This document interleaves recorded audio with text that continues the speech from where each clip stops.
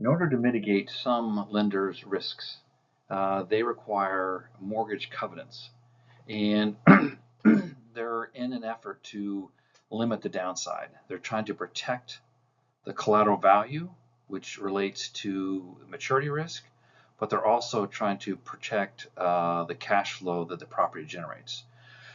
So oftentimes you have covenants that are divided up into two different groups. One is a positive covenant, and the other is a negative covenant.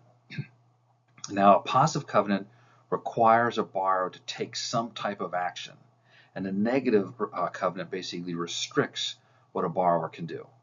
So here are some examples of a positive loan covenant.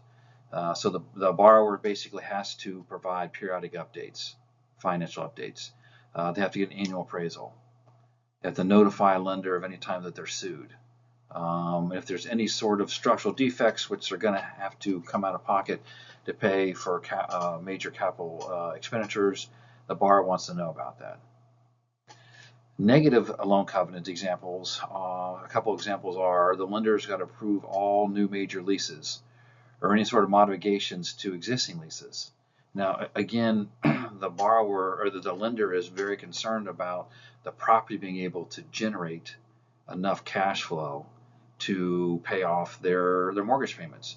So if there is what's called a major lease, and that'll be defined specifically in a loan agreement, if there's a major lease, they want to basically know what the rent rate is and calculate it to make sure that it's going to generate enough cash flow to cover. Another example of a negative loan covenant is a lender has got to approve any additional construction, and the borrower may not incur any sort of additional debt. Again, these two go to talking or to addressing any sort of maturity risk. They want to protect the collateral value and the position that the borrower's in. So if for some reason when maturity for the loan comes around, that there's enough value in the property or in the collateral to pay off the loan if the borrower is unable to find another lender to provide them refinance dollars. Okay, we've talked about traditional debt in the commercial real estate world. We're now going to talk about a relatively new financial innovation. It's called structured finance. And in the real estate world, the specific type of structured finance is CMBS, or commercial mortgage-backed securities. I really like this type of lending because it's extremely efficient for both the borrower and the lender, and because of that, it results in lower interest rates. There are some unique characteristics to CMBS, or commercial mortgage-backed securities. So let's go over them right now. Default risk for CMBS is substantial. There's no governmental guarantees.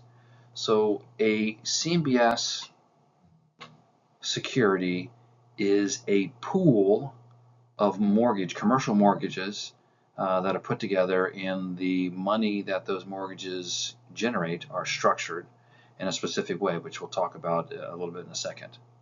So if you ever heard of a conduit CMBS, that typically means that there's over 100 loans in that CMBS pool. So the very fact that you've got so many mortgages, the odds are that one of those mortgages somewhere over the life over its life will default. So the underlying collateral, the default risk, is substantial. However, the prepayment risk is minimized. And if you think about the prepayment risk from a borrower's perspective, from a lender's perspective, they put out a certain amount of money and expect to get a certain profit from that. Well, because there's typically if you think of your typical residential mortgage or home loan, there's a prepayment option. And generally what happens is interest rates drop, and borrowers want to pay lower interest rates, so they will prepay their loan and go off and get another cheaper loan. Well, the original loan, the bank gets all that money back, which is great, but then they have to re-lend it out into the market. And when they go out and make a new loan, which usually is not a problem, they're going to get a lower rate because it's a lower rate environment. So that's what prepayment risk is. And so there's a risk to the lenders, and they want to minimize that. So what they've done in CMBS with commercial mortgages is they have put a lockout provision, which basically says you are not allowed to prepay this loan. This loan has to remain outstanding. So if it's a 10-year loan, the life of this loan, it will be outstanding for 10 years. There's no prepayment.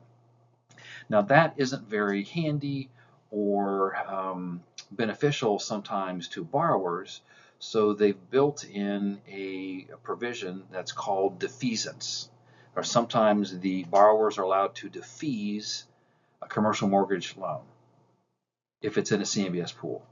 And defeasance is sort of a very creative way to make both the lender and the borrower happy.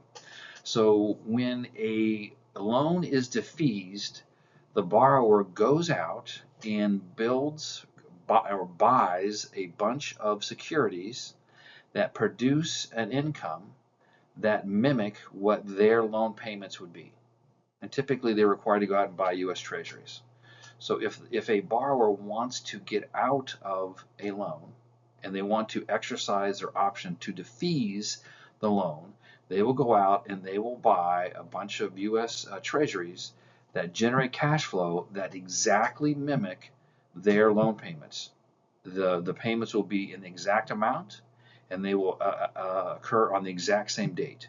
And then what the borrower does is it goes to the lender or the CMBS pool and says, hey, I want you to release my loan as collateral, but as compensation, I'm going to give you all of these U.S. Treasuries, which basically mimic the cash flows that you would have received from my loan.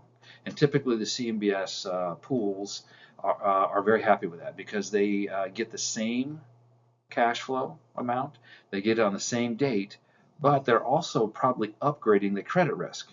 Before, they had just an individual borrower on the hook. Now they have the U.S. government, and typically the U.S. government has AAA or the least, they have the least amount of risk. So it's an upgrade. So they like that. So they release the borrower's loan. The borrower is then able to pay it off and go off and do, sell the property or refinance someplace else. And the CMBS pool or the security holders or the lenders are basically indifferent or are slightly happy because they've kept the same cash flow stream on the same dates, and they probably have upgraded their credit risk because the U.S. government's AAA rated. There are some differences in structured finance securities. If you can compare RMBS, which is residential mortgage-backed securities, typically the biggest risk is prepayment. So those loans, those RMBS loans, are not locked out. The borrowers are able to prepay. So what RMBS does is they tranche, and we'll go over tranching in a second, they'll tranche the prepayment risk, whereas with CMBS, the risk is default. The borrowers do not have an option to prepay, so that risk is gone, but they do have a default risk. So they default, they tranche that default risk. All right, let's take a look at a traditional, plain vanilla commercial real estate loan to better understand what's going on with the CMBS product. So let's assume we have an asset, which in our case is going to be a property. It's worth $100. Somebody comes, a borrower comes and says, listen, I'd like to make, or I'd like to get a loan of $50. So that capital stack for that deal is 50 is equity and 50 is debt. Now the borrower, when they take a look at the LTV, they say, boy, this is a really, really riskless loan. In fact, it has the highest credit rating. It's got a AAA credit rating. We'll go over that near the end of the slide deck of what the different ratings are. But this is the least amount of risk, so we think that's a AAA risk.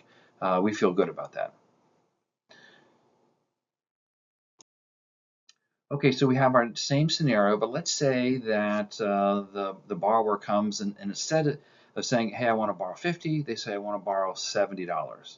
So the loan, the lender makes a loan up to here. So the capital stack is 30% equity and 70% debt.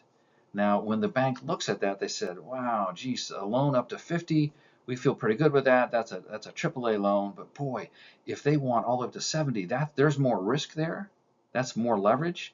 This is a triple B loan, so it's still investment grade, but it's not as risk-free as a AAA. But we feel comfortable with making this loan still, but it's because there's more risk. There's going to be a higher interest rate on this loan, and we'll probably have some structuring and covenants that help protect us from the downside.